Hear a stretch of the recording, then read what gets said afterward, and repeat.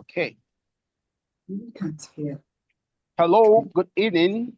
Can I start, please? Yeah, good evening. We can hear you. Good Good evening. evening, I can everyone hear from you. Great.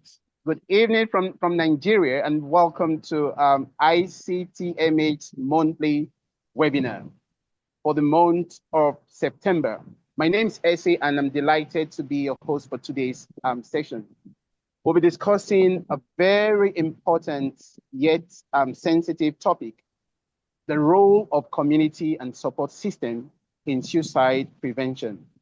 Before starting, thank everyone who is joining us live, because you're live presently on Facebook, Instagram, YouTube, and X. We encourage you to send your questions as the session unfolds. We'll be forwarding them to our speakers. I'm truly excited about today's panel, today's panelists, and I must say we have a wonderful group of young, vibrant, and knowledgeable experts in their field, and I can't wait for you to meet them. But before we dive into that, let me quickly crave your indulgence to introduce them. So I will start with Dr. Grace Otu-Effiong. And so Dr. Grace Otu-Effiong is um, an educational leader, a health system strategist, and an author with nearly 2 decades of experience in academia, public service, and nonprofit leadership. She holds a PhD in research in educational leadership, health systems, and strategic communication, an MSc in health management and planning, and a BA in English. And she also has a postgraduate diploma in education. She's a fellow of the Research Gateway Professional Institute, and she lectures. She lectures where she lectures. She also leads the Vicious Women Orphanage, and which is widely recognized for her contributions to education, for leadership and etiquette and civic responsibility. Welcome, Dr. Grace Otu.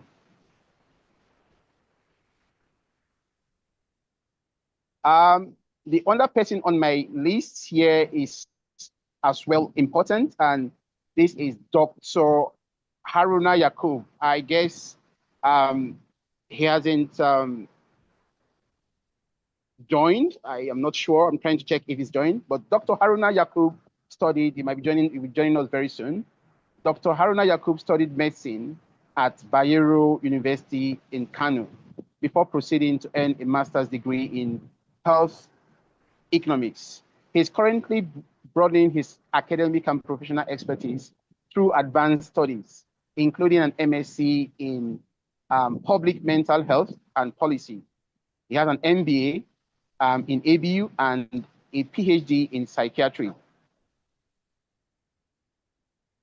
He is a member of the Fellowship of the West African College of Physicians and Psychiatry. At present, Dr. Haruna serves as a consultant psychiatrist at Aminu Kano Teaching Hospital, where he blends clinical practice with a deep commitment to advancing mental health care, research, and policy development in Nigeria and beyond. Last but not the least, among the panelists would be our amiable founder, Dr. Stephanie Rocky Okolo. Dr. Stephanie Rocky Okolo is an adjunct professor at the University of the People, a high-ranking officer in the U.S. Army, a seasoned counselor, a distinguished leader in social work, and a global voice in mental health advocacy. Her academic journey is marked by multiple doctoral and master's degrees spanning business, psychology, divinity, marriage, and family counseling, as well as computer science. She's further enriched her expertise through advanced certifications from world-renowned institutions, including Harvard, Berkeley, and Sydney.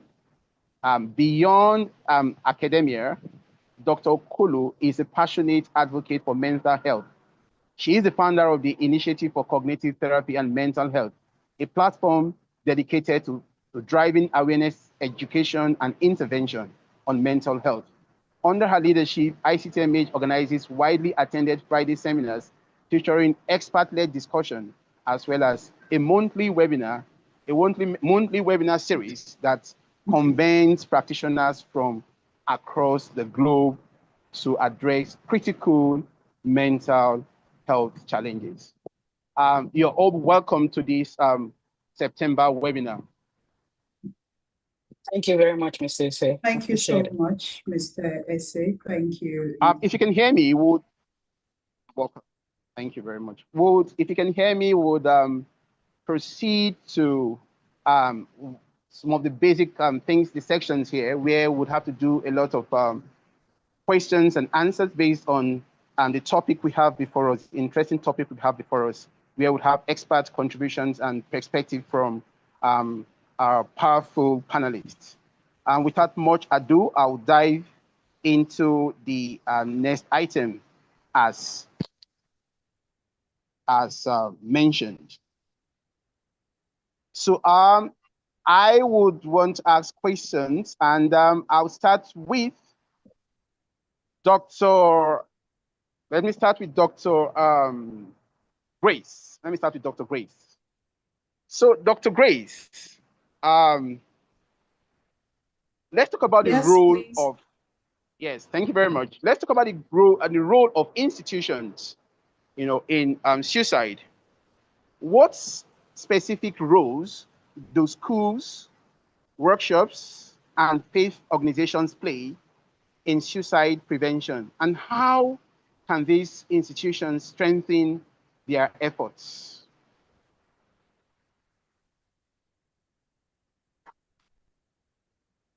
Would you want me to repeat the question, please, Dr. Grace? Yes, please, because I think there's been an interruption. The network is quite. So said, what is specific cracking. roles do schools, workplaces, and faith organizations play in suicide prevention? And how can these institutions strengthen?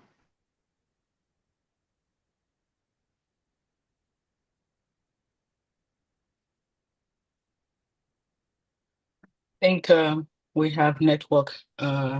glitch. Yeah, we Yeah. cannot hear the moderator anymore. You may please repeat the question, because the network is acting up. Yeah, I think the network kicked him out. Yeah. Can anyone hear me now, please? My Now- network is actually appalling. Oh, Now I'm so sorry. Now we can hear you. Could you repeat the question, please? Okay, the question is, what specific roles do schools, workplaces, and faith organizations play in suicide prevention? And how can these institutions strengthen their efforts? Did you get that, Dr. Grace? Okay, thank you so. Yes, I did. Thank you so much for that question. I mean, that is a very vital question, regarding this topic.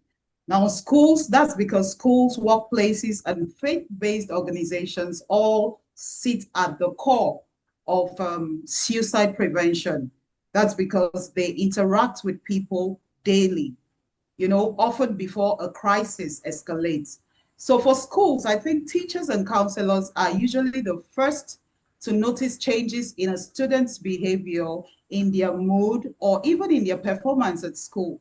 So by promoting mental health literacy, I think training staff, of course, to identify warning signs, that is red flags, and creating safe reporting systems. Now take note of safe, because oftentimes there's discrimination. There's, in the training yesterday, I was sharing an experience that actually happened to my daughter. And, it is important that these safe reporting systems must be put in place in schools so that schools can intervene early. Peer support clubs as well, and anti-bullying policies also play a major role in providing young people with safe spaces to talk, rather than isolate them. And which is why I commend the Cross River State government recently in Cross River State, Nigeria, my state, I was so delighted to notice the laws. The Ministry of Education had released a list of reforms. And what really caught my attention out of all of the reforms made was basically the anti-bullying policy and of course the anti-drug club.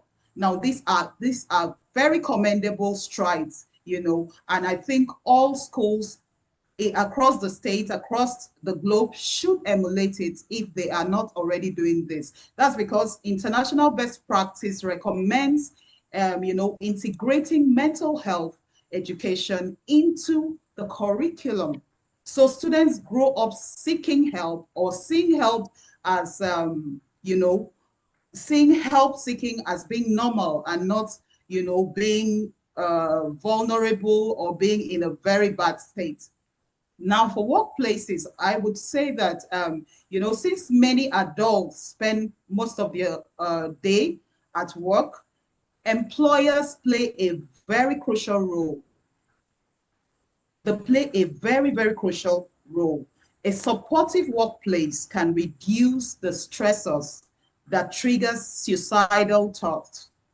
So this includes offering confidential counseling services, flexible leave for mental health, because some workplaces insist on employees not taking a day off even when they are visibly stressed. So all of these things must be flexible enough for leave. Workers can take leave for mental health, and then training managers too to respond with empathy. This is so important, instead of judgment.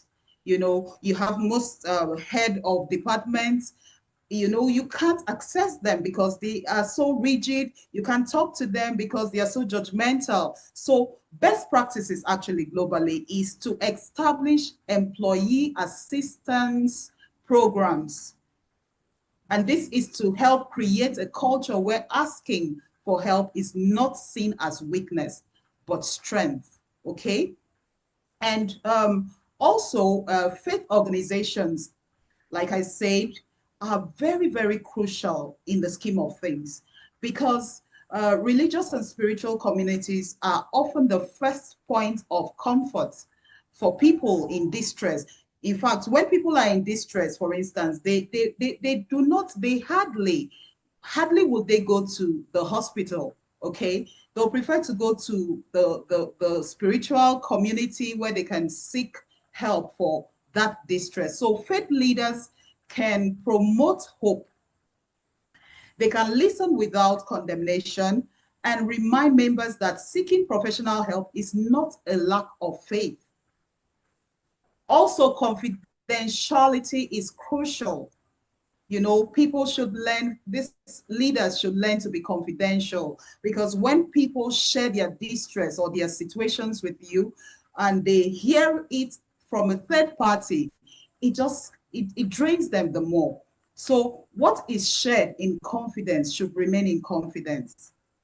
Now, importantly, faith communities should not only focus on those who appear visibly vulnerable, because it's easy for people to just say, okay, they are tilting towards the people that are visibly vulnerable, but also checking on the perceived strong individuals in your faith organizations, individuals who have endured heartbreak, who have endured loss, betrayal, divorce, or even toxic relationships. They often hide their pain, not out of pretense, but because they are being strong for everyone else but themselves, okay? There was this period of my life a few years back. I was so distressed. Something had happened that broke me really badly. And, there were times when I would want to scream at the top of my lungs. That was because I was going through so much. And thanks to my lovely family at the time, my siblings particularly, I'm sure they are here with me because they've been so supportive. Shout out to you, Sister Cordia and Justina. They played very crucial role at the time, because that support system just helped me go through that journey seamlessly. So it is important that the faith-based organizations must understand the role that they play. Individuals who have endured heartbreak, loss, divorce, like I said, or even toxic relationships often hide their pain, not out of pretense, like I said, but because they want to be strong. They don't want to cry before their children. They do not want to cry before everybody. Sometimes they hide their tears, actually. So it is important and vital that as they too may be silently breaking, we must offer them a listening ear, a shoulder to cry on. Even simple acts like, sitting in silence with someone who's been hurting, okay, can just give them some relief. Offering prayer support or creating safe fellowship groups can actually be a life-saving act. So internationally, interfaith collaborations with mental health professionals are encouraged so that spiritual care is complemented rather by clinical care. Also, I would like to add that the B part of that question, if I heard you well, was how can these efforts be strengthened? I think Yes. we can provide continuous training for teachers, right? We can provide continuous training for teachers, training and retraining of teachers along these lines, managers, faith-based leaders, in mental health first aid, because usually it is believed that, oh, mental health, once you hear mental health, the myth behind mental health is that, okay, once you hear mental health, the person is deranged and all of that. But that's not true, because WHO says that 1 in 8 persons across the globe is going through a mental disorder, which ranges, of course, from anxiety, schizophrenia, depression, and the likes. So we have to build stronger referral pathways so institutions know exactly where to direct someone in crisis, for instance. Reduce stigma through open conversations, whether in classrooms, staff meetings, or even sermons. So encourage peer and community support system, because connection itself is protective. So Okay. I think in summary, I would say that suicide prevention is not the job of hospitals alone. Schools nurture awareness early, workplaces safeguard adults, and faith groups restore hope. When these 3 sectors collaborate and link with mental health professionals, they create a safety net strong enough to catch those at risk before it is too late. Thank you so much. Thank you. Thank you very much, Dr. Grace. This is a brilliant perspective to the discussion. It really helped us to see that we can prevent suicide better by all the beautiful experiences and examples you shared with us, and telling us that spiritual leaders can promote hope and confidentiality, as well as best practices can be used at places of work. Thank you very much. Going forward, I guess we should keep, I know we all have a lot to say. We're experts in our field, and we want to say a lot, but let's keep it at 5 minutes going forward in response to some of the questions that will be asked. Okay, thank you very much, Dr. Grace. And let's go to Dr. Haruna. Dr. Haruna, you're welcome. Can you hear me, please? Okay, Dr. Haruna. Yes, I can hear you. Good evening. Great. Welcome to the platform. So the next question will be going to you, and it has to do with effective identification of suicide. Now, the question is, how can community-based initiatives effectively identify individuals at risk of suicide and connect them with appropriate resources? Okay.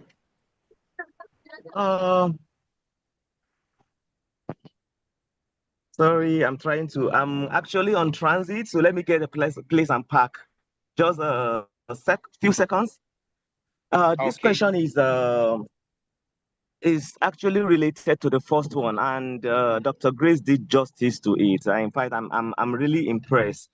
Let me get the question again. You said how Okay. It said, how can how do community-based initiatives effectively identify yes individuals at risk of suicide and connect okay them with appropriate resources?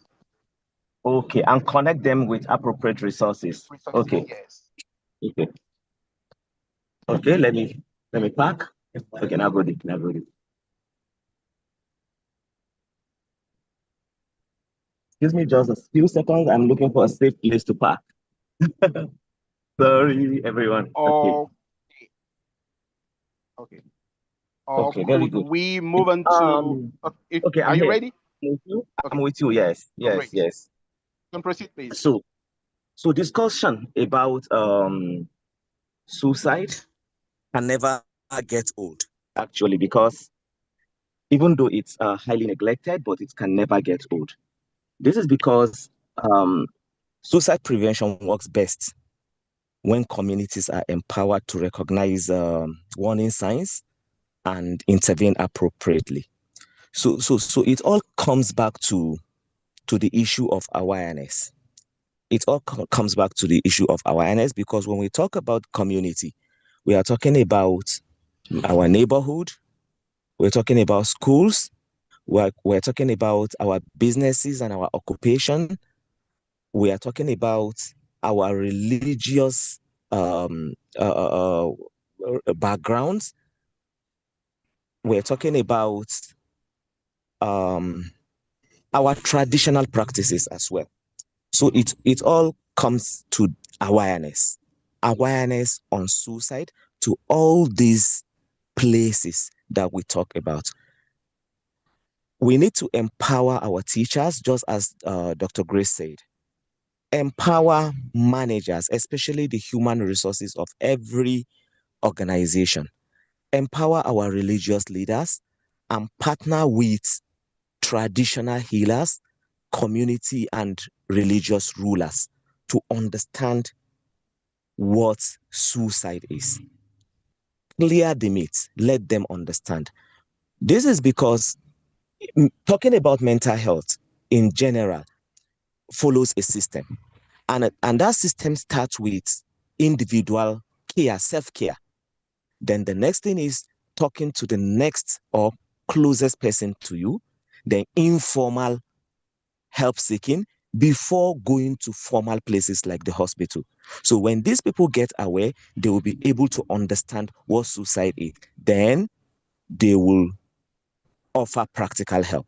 So how can we empower these people to offer this practical help? After awareness, the first thing is to encourage peer support.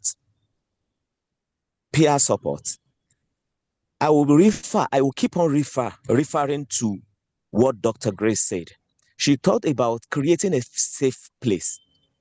Safe place is where somebody can feel free to talk about his or her problems without being stigmatized, without the fear of being labeled, without the fear of being misunderstood. She gave an example of what what was it called? Cross River Cross State River did. State, yeah. Cross River State did. I will also share an experience.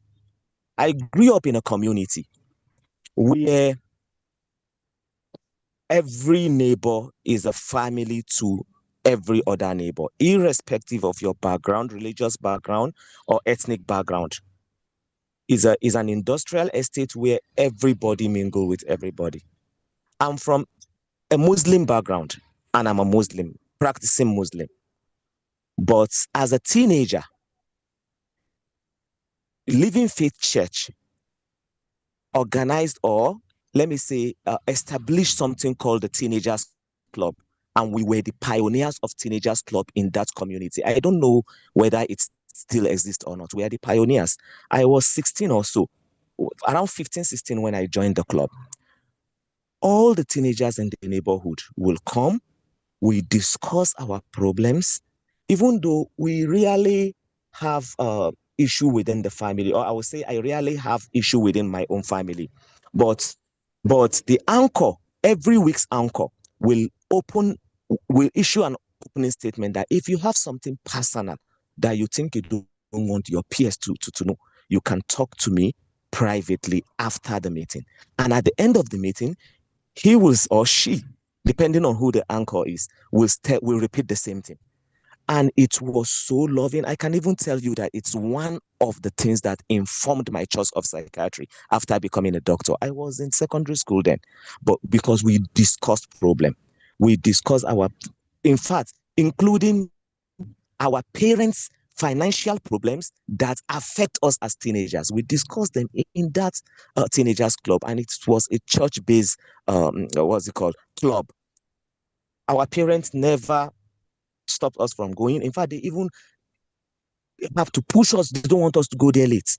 And like that, until the time we left the community. And it is like that. So encouraging things like this will significantly help the community to identify and save suicide. And in addition to this, because communities don't replace mental health professionals in a real sense. They can only identify, being the first contact with these individuals. They will identify the problem and intervene, issue psychological first aid where appropriately, or mental health first aid, as some people will say,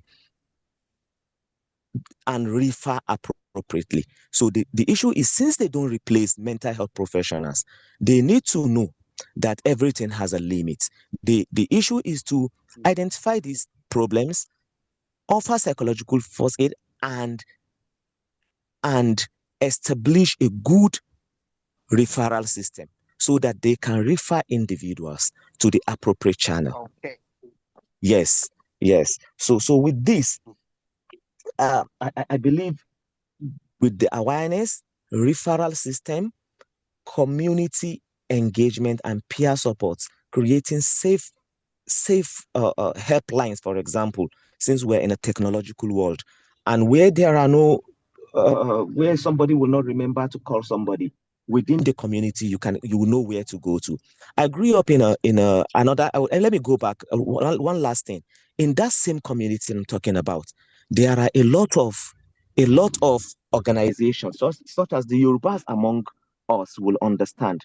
Even though I'm not Yoruba, but it's a community of many ethnic groups, and there are a lot of Yorubas because it's in Kwara State. We have a lot of organizations, such as you hear Ire Sowapo, Owo Sowapo, something organization, Ire Sowapo, all those community organizations, they handle problems like this, and they intervene appropriately. Thank you. Thank you very much, Dr. Haruna. So what I just learned from you is that support for suicide doesn't just always come from professionals alone. That everybody, Exactly. different people are empowered to do this. Thank you. Exactly. Going forward, I would want to reiterate that I think it's a 5 minute response time that each panelist has to respond to the question. So I'll be glad if we can kindly keep to that. Thank you very much once more, Dr. Aruna. Now we're going to the next person, and that would be our Miebo founder, Dr. Okolo. So we're going to be asking challenging misconceptions about suicide. And I want to refer to your article that you wrote, Okolo, on 2024 on suicide prevention in Nigeria, challenging misconceptions and addressing collapse perception. That's a very technical psychological language. For journal for cognitive therapies and mental health, in page 1 to 11, you highlight damaging misconception that people who die by suicide are cowards. How can communities actively challenge this narrative and foster empathy? If you can hear me, doctor, that's for you, please. I can hear you clearly. Thank you very much. Thank you for that question. And thank you for bringing up the article. And for those who have not read it, I strongly encourage that you find time in reading it. I'm not going to take credit to the name Collapse Perception. Collapse Perception was coined by a Canadian who did a presentation over a decade ago. And he talked it from his, he did a training from his lived experience on suicidality. And so I grabbed that word and I decided to do more research to it, to just provide clarity. Now, oftentimes, most of the harmful misconception we face, in terms of suicide prevention is that belief that people who take their lives are cowards, right? And then it is just not only inaccurate, but it also deepens the stigma, right? And prevent those in pain from seeking help. And I strongly encourage people to just, take note of that, that mindset of, oh, this person, it's a cowardice and all that stuff. Now, I wanted to shift that gear to what is really happening neurologically in such individual. It's not cowardice, but collapse, right? There's something happening in their brain. And for those who had attended some of my training, like psychological first aid, you will hear me talk about the you hear me talk about the prefrontal cortex as well as the amygdala, and what's happening in people's brain. Now, when we talk about the amygdala, this is the emotional center of the brain, right? When it is overdrive or is in overdrive, now it floods with all kinds of things like fear, sadness, and hopelessness. At the same time, your prefrontal cortex, which usually help you in reasoning, plan, and regulate our impulses. I mean, if you were in some of my training on impulsivity, that part, your prefrontal cortex is shut down, right? And when that is it's on break or is shut down and all that, when this balance is collapsed. So from that perspective, when this balance is collapsed, their responses are shaped by overwhelming emotional pain. And the reason I brought this is because so that we can find a place of empathy, right? Instead of, spiritualizing everything or religiousing, bringing religion into it. Now, I'm a Christian, and my faith is strong. It's grounded in that. But I also want people to also understand from a mental perspective what is really happening to that person or those individuals. Community can challenge this misconception by changing the language, how we speak and how we see things. Because somebody's vulnerable, somebody's going through so much, doesn't mean that they're a coward, right? Let's just have empathy and start exploring to understand what exactly is going through, this person is experiencing. Instead of judgmental labels, we must adopt word of empathy. And I am pleading to a society awareness or societal awareness to say that it is integral for us, to begin to imbibe in this context of empathy, instead of, labeling people, judging people, and pointing finger. And also, you can't give what you don't have. So if our society are not well informed about mental health and the impact it creates, then how do you help somebody who is in that situation? So, and like Dr. Haruna talked about, bringing society into awareness, right? Becoming a psychological first aid responder or a first responder or a mental health responder. It is important, right? It behooves us to do that. It's important for us to just begin to think from that perspective, gain awareness. That's why we have initiatives for cognitive therapy and mental health. It's all free training. Everything is free. Gain that knowledge so that you can help somebody else, because you just may not know what's going on within that community, right? So when we, instead of judgment levels, we must adopt to empathy, like I said before. This person, for instance, was in unbearable pain. We begin to think that way. Or this person felt trapped. Instead of saying this person is a coward, people would say, oh, he's a coward, he has family, he has everything going on for him or her, in the world, there are 7 billion people, his problem cannot be worse than other people. Those kind of misconception, right? Leveling people with 3 billion people. Everybody's unique. Everybody, they go through pain and they have a level of how they manage this situation. But if we generalize it, then there's no sense of empathy coming together to help people, right? So when families and communities understand the neurological reality behind suicidal behavior, then you and I can move from blame to compassion, right? And this can shape that perception, that people, are cowards, to an empathy, to a place of empathy, by being there for them, having presence in able to help these people, cope through this situation. Thank you very much. Wow. Thank you very much, Doctor, for taking us on a powerful academic discourse, and we really enjoyed that. What I learned is that it shows us that communities can change these scripts by using kinder words, sharing real stories, and opening safe conversations, and celebrating help seeking as true courage. Thank you very much. That was quite powerful. Thank you. So we'll have to shift gears, and we are going back to Dr. Grace. Dr. Grace, can you hear me, please?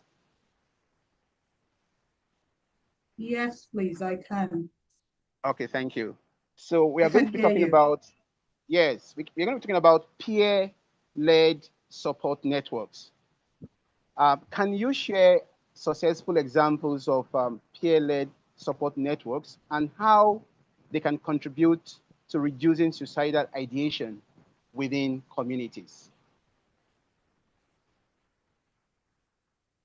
Okay, thank you so much. There are quite a number of successful peer-led support networks. I mean, I could start with Initiative for Cognitive Therapies and Mental Health. You're doing a great job already in this regard.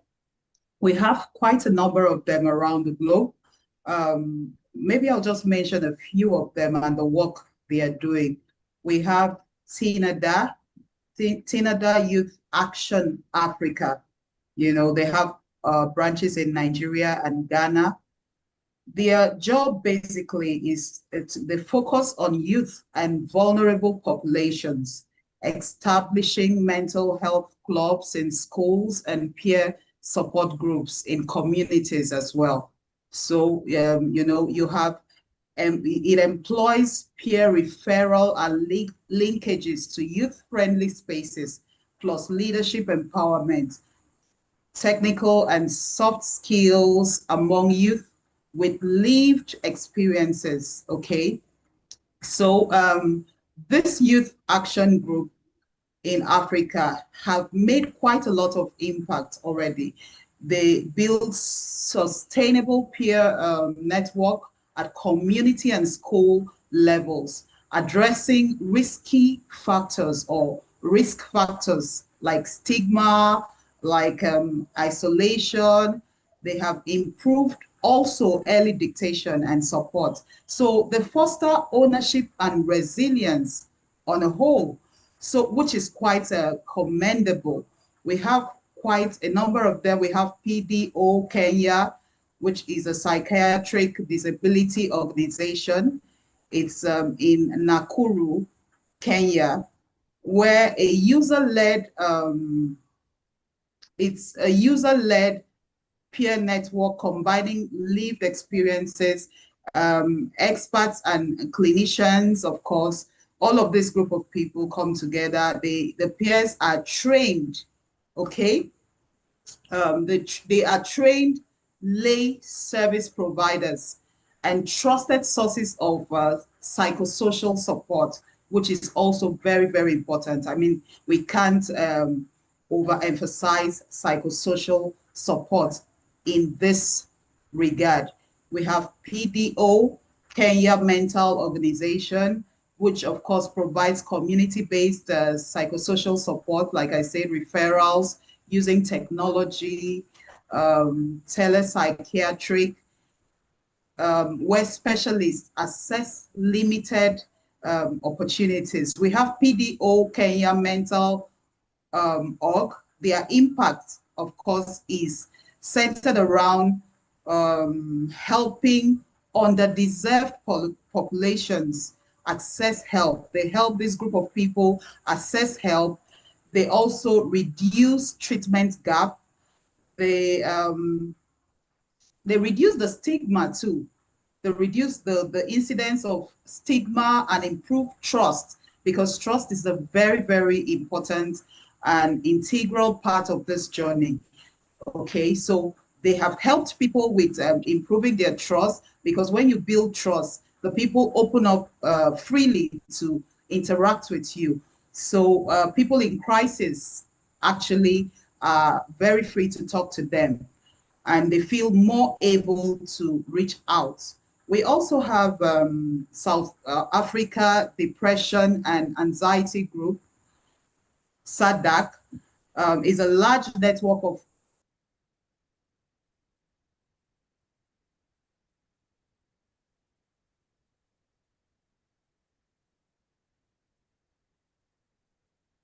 I think we lost her. Oh, okay. Hello. The sound is muted. Okay, Dr. Grace, can you hear us? Can you kindly unmute your device? Okay. Okay, I have. I just noticed I was off for a while. Okay, I can hear you now. Okay, I was talking about okay. I was talking about a few groups that are doing such a great work already in this regard.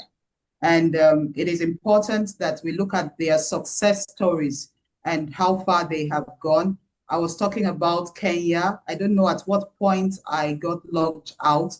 I was also talking about some other groups in Kenya, South Africa, and all of that.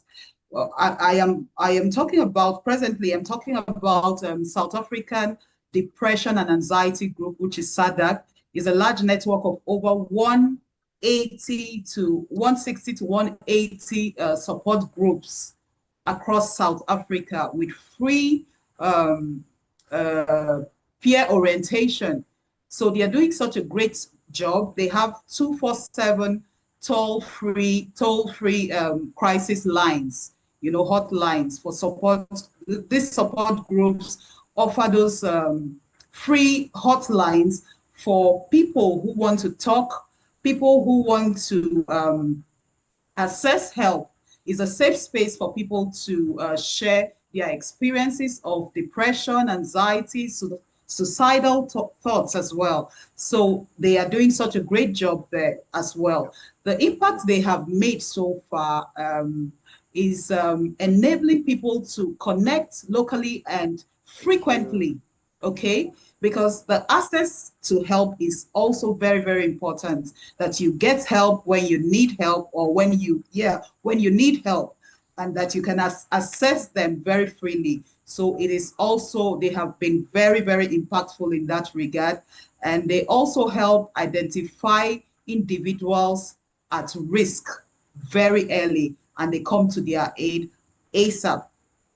So we have quite a number of them.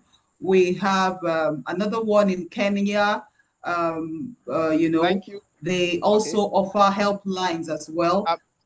I don't know if I can interject, Dr. Grace, and thank you for the information, for itemizing a lot of these support network. They are quite important. Perhaps what we're going to do is itemize them, and we would have a way of sharing it with our participants so that they can access the information. They are quite very important, as you said. Thank you for your perspective. I think maybe if we document them and share with our participants, it will be worth the while.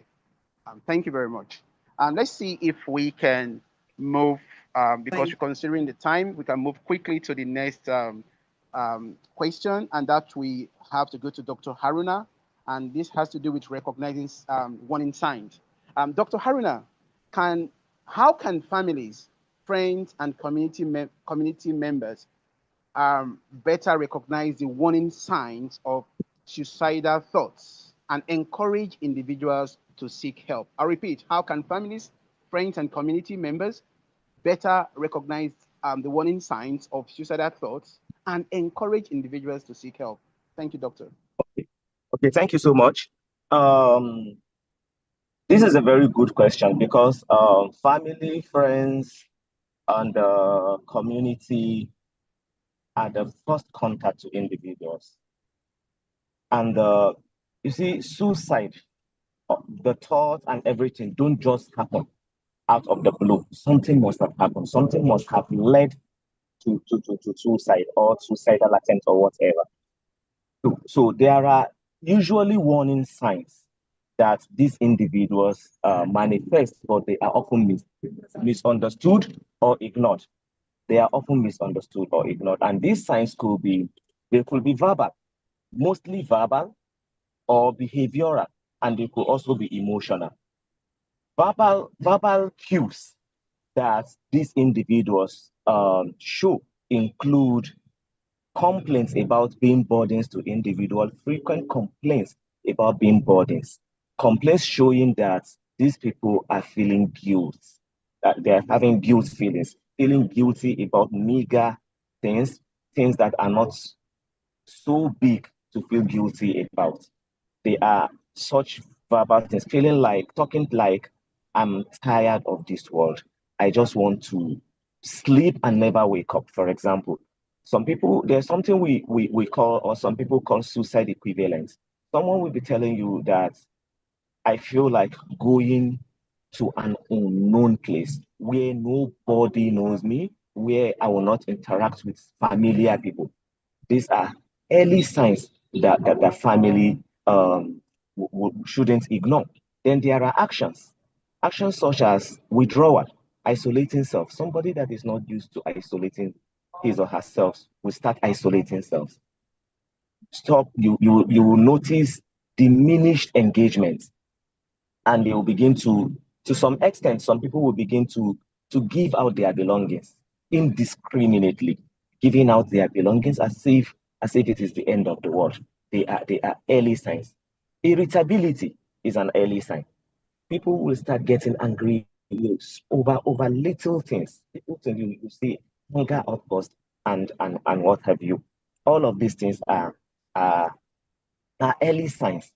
Then talking about some emotional things like telling you that they are losing interest about everything they enjoy, or they are not enjoying everything they do, and talking about persistent sad feelings and other depressive symptoms, such as feeling helpless and feeling worthless, are early signs that family and friends should not ignore.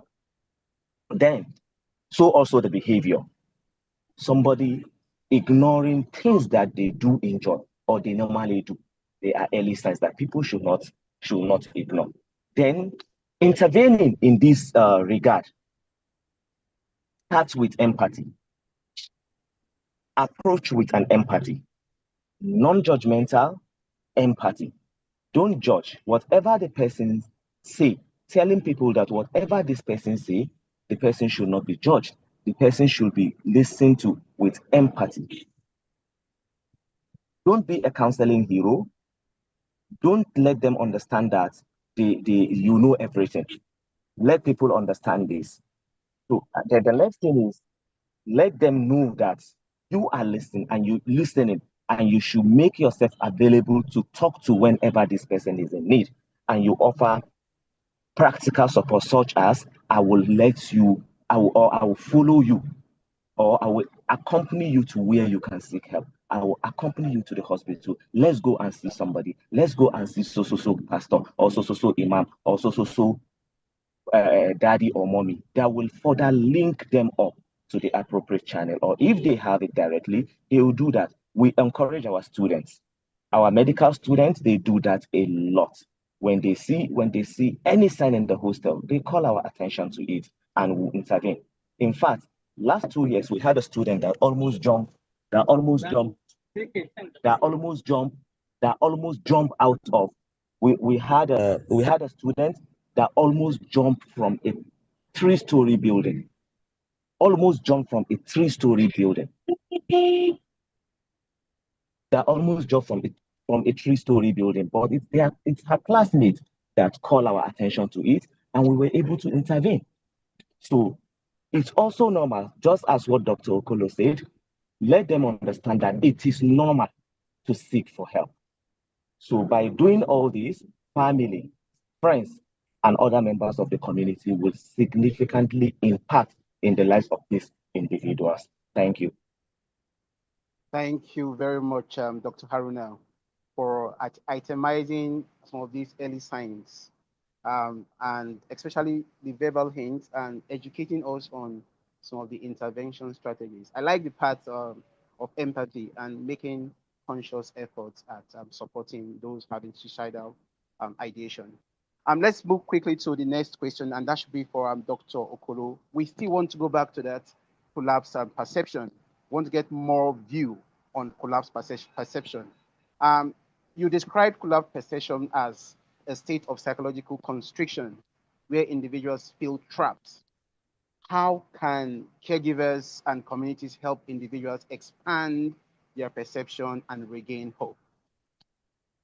Thank you, Mr. Ese. So I use the term again. You would hear me talk about it oftentimes because I'm still exploring and understanding what's happening, in terms of neuroscience and understanding people's brain and how it functions. So you would hear me in this session talk more about collapse perception, maybe oftentimes repeat the word. So I use that term collapse perception because it captures what really happens in the mind of someone who is at risk for suicide. It's more than sadness, right? It's a total narrowing of one's vision. And when I say one's vision, is that they don't have the ability to see anything. So the senses, they don't have the ability to feel, they don't have the ability to connect, right? And then even when they taste, there's no taste bud, there's nothing, and oftentimes, it's not that they are without seeking help. Within their vulnerable state, they go on to say if somebody can help them. They try to reach out to people, right? People would say, my sister, my brother, it is well with you. And that's where it stops, right?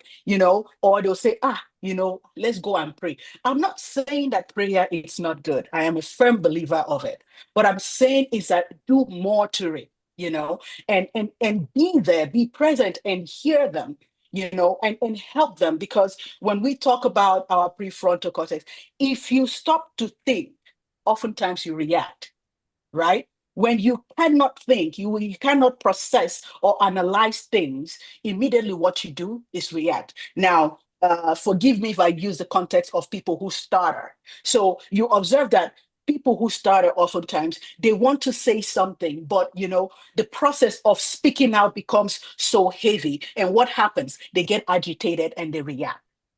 Right? And so use that mildly in that context. I'm not saying it's the same thing. I'm just trying to bring an example that when your prefrontal cortex is shut down, you cannot reason, right? Everything is not functioning. Everything is shut down. What you do is react. And maybe your only reaction is that if I'm gone, nobody would miss me. So I'm in the military, US Army, and my job, this is what I do. And so hundreds and hundreds of soldiers have thought that way, suicide, it's a big thing in what I do. And so oftentimes it's not that they don't try, but when their senses are collapsed, that's when you have that word collapse perception. They cannot reason. They cannot fathom what's going on around them. So what do you do as a person? My sister, my brother, it is well, it's not good enough.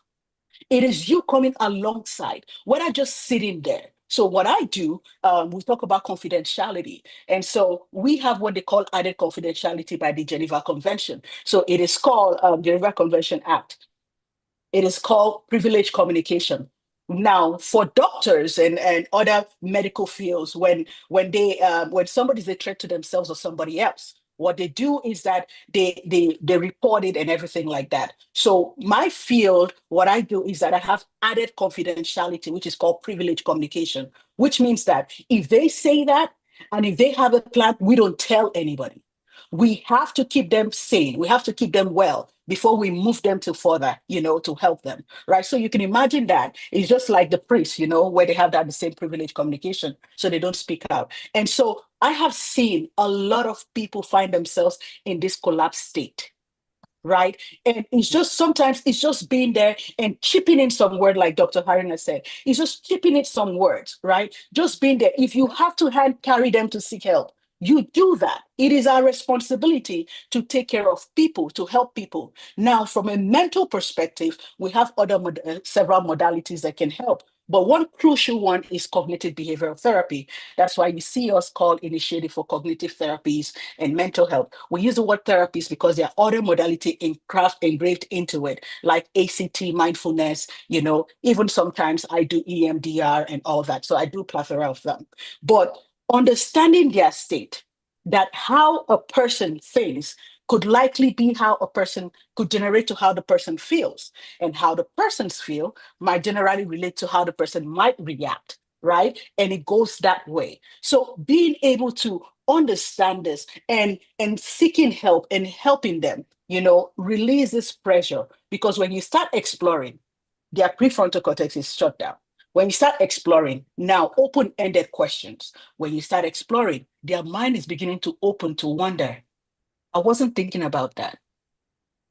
My brain was not thinking about that. And then now they are beginning to activate their prefrontal cortex to begin to think. So what are we here? What is the need to do this? Understanding that the person did not put this on them. It's just because of societal norms, challenges, and things that, it's out of their control. They find themselves in. But you coming alongside, I'm not talking about for you to be sympathetic. I'm talking about empathy, putting yourself in one's shoe and trying to understand what this person is going through, and having patience to be able to seek, help them, get them to where they need to be. Be that first response, be that first responder, be that first person to help and identify, and get them to the help that they need. So collapse perception, when your senses are collapsed, the tendency of you reacting in a maladaptive way, it's greater. Thank you. Thank you, Doctor.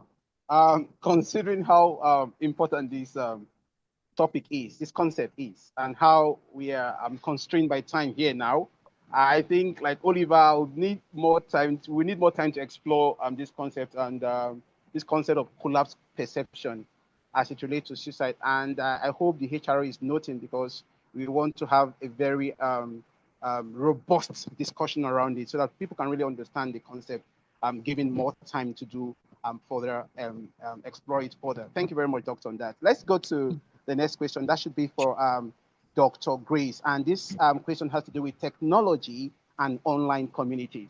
Dr. Grace, in what ways can technology and social media be leveraged? Okay, great. Thank you very much. In what ways can technology and social media be leveraged to create supportive online communities and facilitate outreach efforts? Please, can you repeat the question again? I think I lost the first part, the network is cracking. Okay, let me repeat. So yes, it's about the question is about technology. Okay, great. It's about technology and online communities generally. So, and the question is, in what ways can technology and social media be leveraged or be used to create supportive online communities and to facilitate outreach efforts?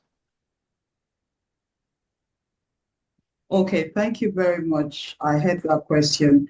I mean, leveraging technology and social media for supportive communities is something we must explore. And sorry, let me take water. Okay. Excuse me, please, my throat. So let's explore online peer communities rather. We have platforms like WhatsApp, we have Telegram, we have Facebook, Facebook groups that allow safe spaces. We keep emphasizing on safe spaces because it is important that these people understand that the space you are creating for them is safe enough, all right? So There are Facebook groups that allow safe spaces where people share struggles and get peer encouragement, actually. Examples of this would be closed, moderated groups. I think some years back, we used to have, there's this group, I think I can't remember the name now, where sisters, ladies gathered, and they had so much, they had built a community of young women who were able to share their struggles, and they talked to one another from across the continent and became like blood sisters. That was because of the safety that the group created. So we must create leverage on social media and such groups to encourage young people to talk, sometimes, with their identity not totally put out there, because they are afraid of stigmatization and so on. So these groups must be moderated. Sometimes they must be closed groups to encourage people to come out there to talk. We also have 24/7 digital helplines and chat box that are crisis hotlines. They now run via calls, SMS, and chat apps, giving immediate support at low costs, actually. So AI chat bots can, I beg your pardon, AI chat bots can provide first line coping tips while linking users to real counselors if risk is high. Okay. We also can leverage on storytelling. All right. And people who have lived these experiences, they could come out on TikTok, on YouTube, on Instagram, and share their stories. All right. Survivors, they must share their recovery journeys and stories to encourage others, because this also in itself reduces stigmatization and shows that, look, seeking help is actually strength and not weakness. And so these people can easily relate with that content. We have that going on already. Recently, there was this lady that came up and started sharing stories about her struggles in her marriage. At some point, she had grown so big because of all of the depression, anxiety that the toxic relationship cost her. And I remember she had garnered so much support from the social media platform that at some point she was struggling with her rent and all of that. But she came out to speak up, and that alone was strength in itself. We also should have targeted outreach through algorithms, because algorithm is something that we must also point to. Social media ads, hashtags can direct people searching for "I feel hopeless." Most people, they just come online and they say these things, and sometimes they are taken for granted because people do not really pay attention, and they think, okay, they are just looking for trolls and all of that. But when you see things like "I feel hopeless right now, I can't cope anymore, like I want to..."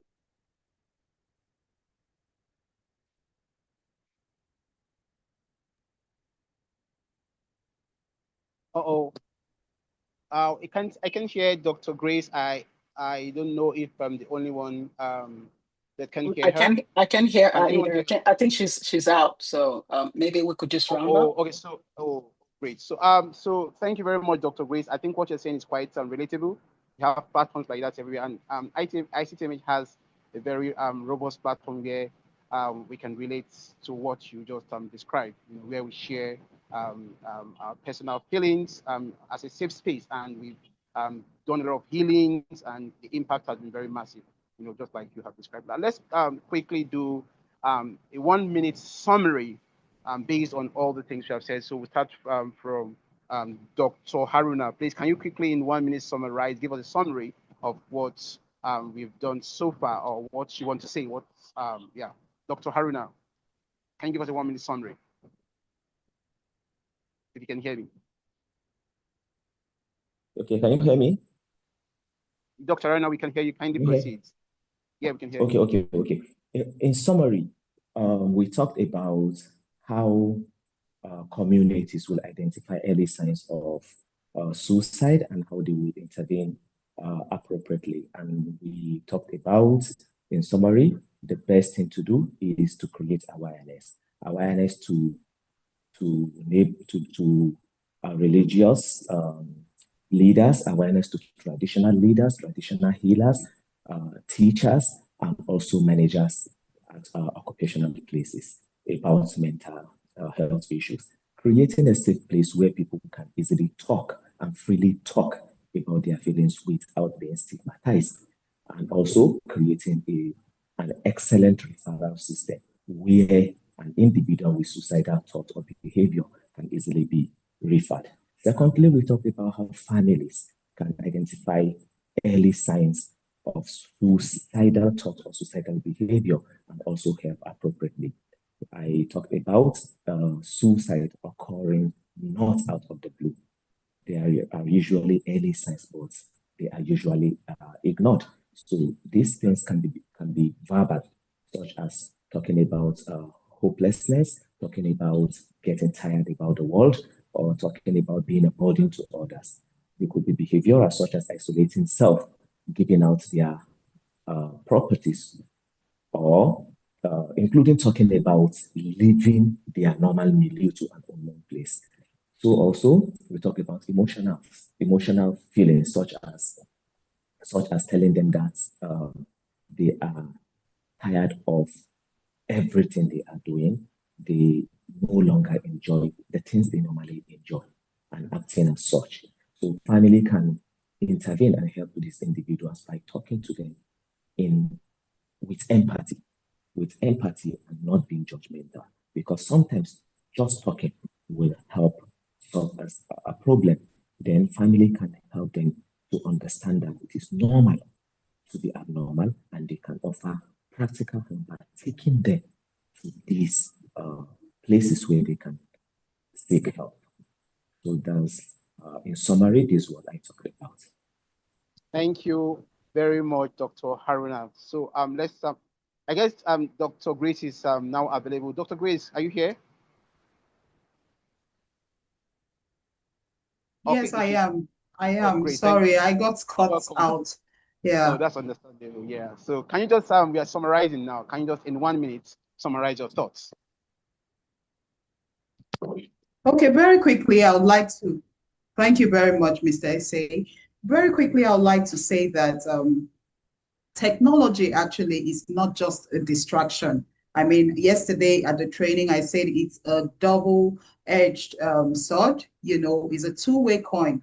It can be a distraction if not well managed, and it can also be beneficial. So technology is not just a distraction; it's a lifeline. By creating safe digital spaces, amplifying real stories, and providing 24/7 confidential support, we can reach more people where they already spend their time, which is online. So when used wisely, okay, social media becomes not a risky factor, but a protective tool against suicide. So I would really say that suicide prevention is everyone's responsibility. When schools, workplaces, family, faith-based communities each play their role, we create a net of hope strong enough to catch those who are falling. Thank you so much. Thank you indeed. Oh, thanks for your brilliant submission once more, Dr. Grace. We are very grateful. So let's take it to Dr. Okolo for her final words so far. Dr. Okolo, you have the floor, please. Well, thank you, Mr. Sik, and thank you everyone, the guest speaker. I really appreciate your input. Here's what I would say to that person out there that or anybody who is a support system, that when you find somebody who is suicidal, you need to understand and let them know that it's not a matter of weak faith. It is a matter of collapse perception. And we want to encourage people out there who are listening, and for those who are listening for somebody else, we want to strongly encourage that a mouth that is closed can never be fed, right? We see you, we hear you, right? And we understand what is going on in your mind, in your brain, or how you're responding to things, right? Reach out, don't give up, reach out. We understand and we're here to help you. Every one of us here, whether in the mental field, academic field, and wherever it is, we are here to provide that support, lead you to the right place, help you help you retrain that mindset. So we hear you and we're here to help. We're not going anywhere. We're here. Thank you very much. Thank you, Doctor, for that amazing conclusion. The topic has been the role of community and support system in suicide prevention. And the panelists have been Dr. Okolo, Dr. Grace, and Dr. Haruna, and they've done justice. And I think we have enough of in terms of our understanding of the concept, and the message has been so clear. And we will take it out there and use it for ourselves and cascade it to those who need it. Thank you, participants, for being here to also listen to us. We appreciate your being here. Next month, we have another beautiful edition of ICTMA's monthly webinar. So kindly join us next month and visit our online platforms as well as our website, www.cognitiveng.org. Thank you once more, and good night. God bless. Bye. Good night. Good night. Thank you so much.